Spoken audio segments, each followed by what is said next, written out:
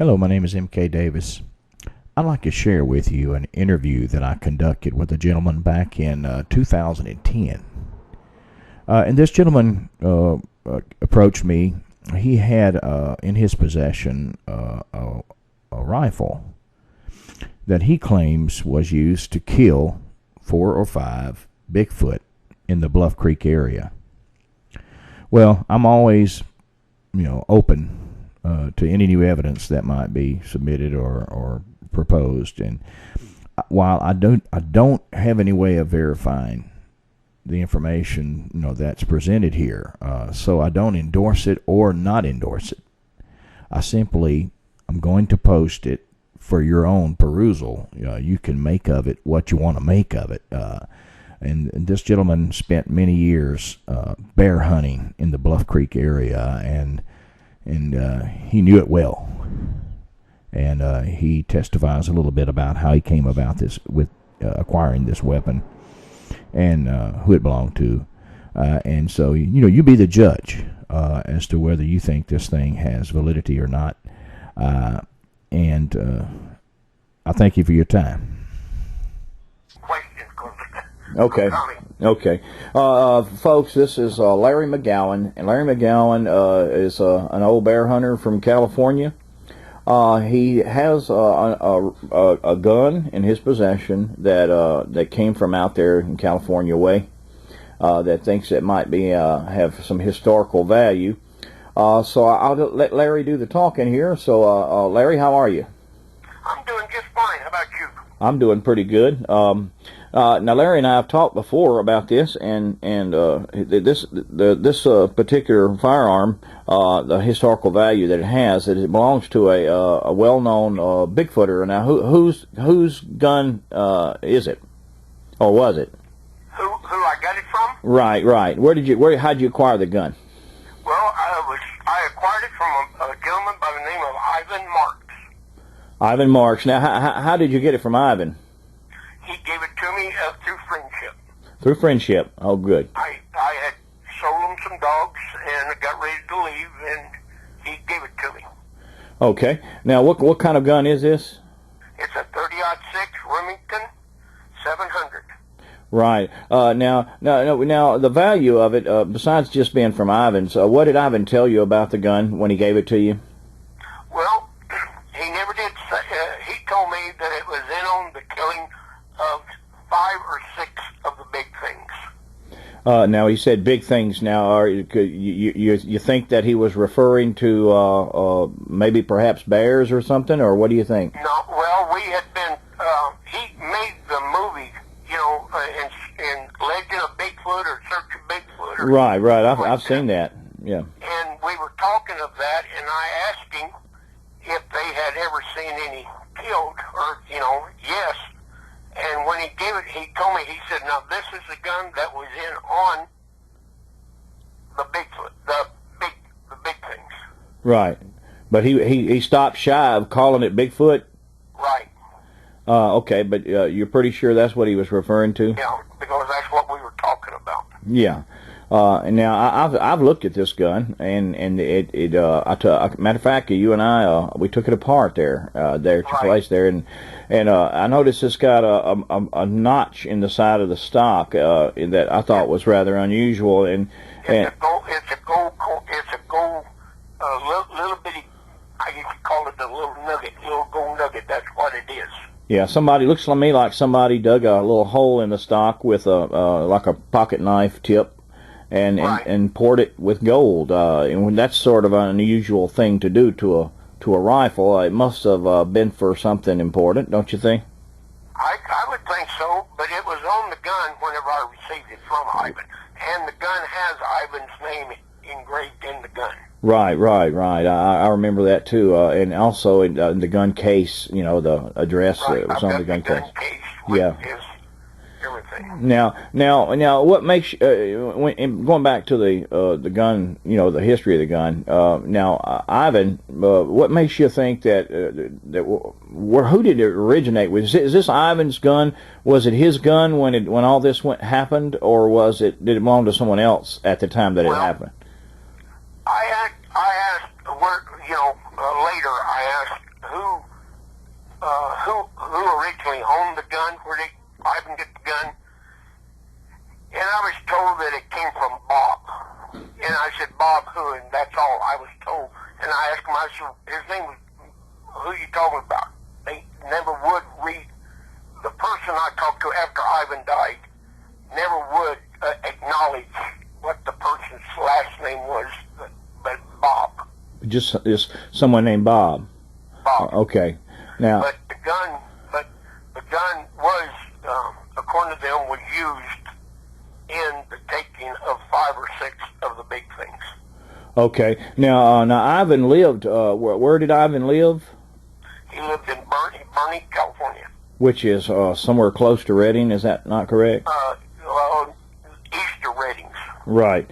And a little history of Ivan. Ivan used to he used to, and when professionally speaking, he used to be in the movie industry, didn't he? Right. Well, that's what I understand. Yeah. Yes, he worked for Walt Disney. Yeah. Yeah, and he had those animals on his place. That he had a fantastic home up there. Well, Rustic log cabin. You can see it in the if you can ever get. I've got a copy of it. He gave me a copy of the Legend of Bigfoot or Search of Bigfoot or something like that. And in the beginning of the movie, it shows his wife with the coyote puppies and their cabin and their home and everything. They're out of Bernie. Yeah, you were telling me when I talked to you before that he had these animals that he could like give a cue, like whistle or something, and they would act. Right. Like what was it? A couple of elk that would go at each other. He had elk, and then he had tame timber wolves there at his house and other animals. Yeah, that he used in his movies and recreations in his movies. I guess. Yeah. This is some little known things about Ivan. Ivan, most folks, or at least the people that are interested in Bigfoot, know him through his little movie, did Bigfoot documentaries. But he had a much broader life, that involved the entertainment industry and Walt Disney and those those fabulous wildlife documentaries that Walt Disney produced with the help of Ivan Marks, all those years back. He directed a lot at this. Like I say, he gave me a copy of this movie, The Search of Bigfoot or The Legend of Bigfoot, whatever it's called. And at the end of it, it also showed he sent some little skits of different movies that he had helped direct. Yeah. Work in directing or whatever. Well, let me ask you about Ivan and when he was telling you this story of the gun's history. Do you think that Ivan is a reliable person along those lines? Reliable? Yeah. I believe he was. Yeah. You think he was telling the truth there? Well, he had all this stuff at these things at his house, and he never boasted, like I try not to do, about what he did, but he just had it there to prove it. Yeah. And I talked to him about different things a little bit, and he knew basically right where I was talking. Okay. He knew, where. Now, as far as where this occurred, do you think this occurred there in the area, where he lived, or no?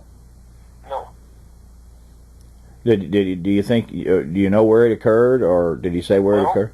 Yeah, Bluff Creek. On Bluff Creek. Okay. Now that's a big plus, but it's because we know what happened down there. But as far as Ivan, do you think that Ivan was down there when it occurred, like he was an eyewitness, or someone just told him that? Well, what I understand that him and his wife both was there when it happened. When it happened, okay. What I understand from them. Well, I mean that's a big plus too, rather than just secondhand information. So if they were there, then they would know. There would be witnesses of it. So so this particular firearm, may possibly be the only firearm ever to have been used on a Bigfoot or a Sasquatch. And I don't know if it is the only one or not. I don't know that. because I presume on a deal what supposedly happened. I'll use the word supposedly because I wasn't there. Yeah. And so I'll just use the word supposedly. If, not if, but when it was there, I understood that there was 4 or 5 or 6 different people was involved in on it, what I understand. Yeah. Well, and you say that were they out trying to shoot the Sasquatch, or did it happen by accident, or what? Well, he didn't tell me nothing about it, but what I understand, what I can gather from some other people in the area up there that knew about it, that they were supposed to have been deer or elk hunting up in that area, and they just stumbled onto them. Uh-huh. The old proverbial, they came around the corner and there they were. Yeah. There it was, they were. Yeah. So, do you think that they shot the Sasquatch out of self-defense or out of fear, or maybe the Sasquatch attacked them, or what do you think? Well, I don't really know because I wasn't there. Yeah, I know. Because I wouldn't want to say one thing and it was actually something else. But if it was me and run up on a creature like that, and I'll just put it plain, I would have shot it. Because I've killed many of mountain lions in my life. And if I run up on a special, even though they're protected, and I'll just put it plain, in California, the lions are protected unless you get a permit. If I'd run up on a certain spotted type mountain lion, I'd kill it. Just to get the hide, just to prove, and I presume that maybe that's what they done. Yeah, okay. Well, that makes sense, really. And so, if they were able to prove Sasquatch existed, right, then they would have these, actual physical proof, from the Sasquatch. right.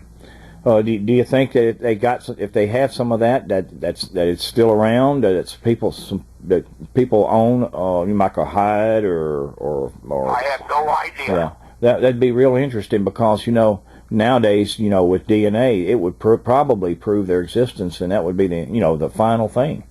But anyway, even at that, the role that your gun played in such an event is still very important. And well, I called. I know they don't supposed to give out the information, but I called Remington Arms Company that made the gun. Uh-huh.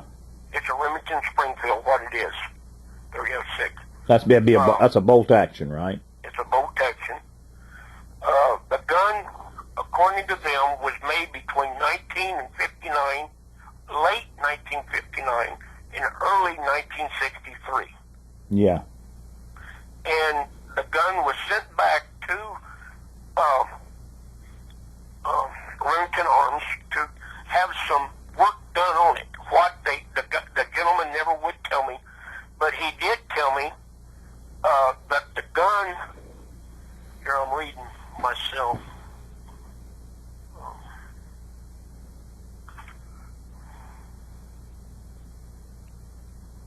It just says if I had written down the information, and that's what I'm going by my notes here. Yeah. But, and everything. They never did say the person's name that sent the gun back to them. Well, but in those days, I don't think the documentation was as tight as it is now. These days they would have to have all of that. But still, Larry, as well, it's I think it's very sad that Sasquatch may have been killed, but if it's already been done, then what a person would need to do is get the most out of what happened. Right. If there's true information, not a bunch of hearsay. Right. Go ahead. One thing, the reason why I say I've killed, and I'm not exaggerating, I've killed many lions and loads of bears because I had bear and lion dogs years ago and everything. But what I'd like to, even if today, if I run up on one. I don't care what they'd say. Even though if whatever happened, I'd like to kill it, get the kill, and then get them protected. Okay, so that's have what. Yeah, that. Have it showed to where the animal, the creature actually exists. To shut up these loud mouths about there is no such thing, because most of these idiots that holler that, they've never been in the wood. They don't know how to hunt in the first place, and all they want to do is sit behind a desk or behind their chair, or ha ha ha ha ha, and drink their beer and the booze and this kind of stuff. Well, they've never actually been in those woods, you know, those yeah, well, that rough I'm not country. saying all of them, but I'd say majority of them. That rough. I like to those saying, get one, stick it up their nose, and say, hey, and then get the government to say, okay, they are here, but they are protected now.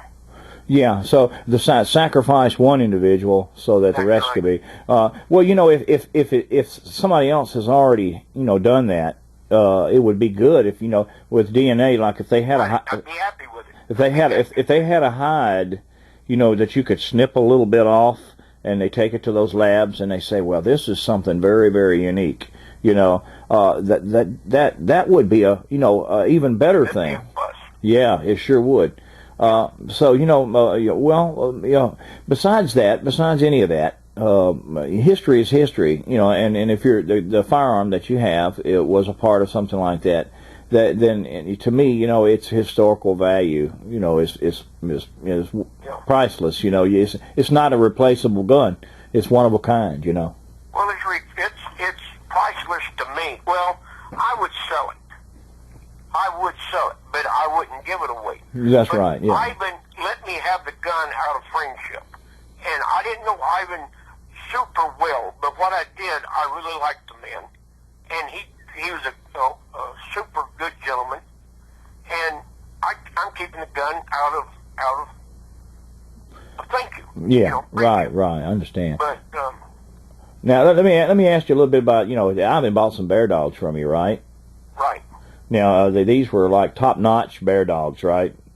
Well, I think so. Yeah. Now you told me the story once before, so I'm just going by memory. He brought the money in like out of a can. He had it in a coffee can or something like that. Well, it was a backgammon game. A backgammon game. I had a backgammon game. Okay, there you go. But you know, I thought it was kind of, you know, it kind of give you some insight, you know, into the person, you know, that he the type fella he was, you know, an informal type guy.